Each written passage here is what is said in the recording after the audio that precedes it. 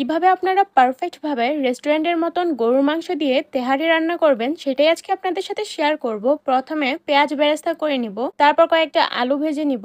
একটা কড়াইয়ে পরিমাণ মতো তেল দিয়ে পেঁয়াজ কুচি দেব, রসুন বাটা দিব, আদা বাটা দিয়ে কিছুক্ষণ ভেজে নেব। এতে তেজপাতা, দারচিনি, লং, এলাচ দিব, লবণ দিব, গুঁড়া দুধ দিব, বিরিয়ানির মশলা দিব, টমেটো সস দিয়ে অল্প একটু পানি দিয়ে মশলাটাকে ভালোভাবে কষিয়ে নিব। মশলা কষে এলে এতে গরুর মাংস দিয়ে দিব। গরুর মাংসটাকে ভালোভাবে কষিয়ে নামিয়ে ফেলবো। তারপর ওই কষানো মশলাতেই পোলার চাল দিয়ে ভেজে নিব। কিছুক্ষণ ভেজে পরিমাণ মতো গরম পানি দিয়ে দিব। তারপর কষিয়ে রাখা গরুর মাংস দিয়ে সবকিছু ভালোভাবে মিশিয়ে নিব। পানি শুকিয়ে এলে পোলা পাতা আর ভেজে রাখা আলু দিয়ে দিব।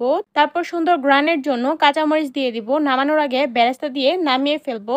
এভাবে ঘরোয়া মশলা দিয়ে গরুর মাংস দিয়ে তেহারি রান্না করলে খেতে কিন্তু অনেক বেশি মজা লাগবে আর একদম রেস্টুরেন্টের মতো লাগে খেতে। তো অবশ্যই বাসায় আপনারা রান্না করবেন। ভিডিওটা ভালো লাগলে লাইক আর সাবস্ক্রাইব করবেন।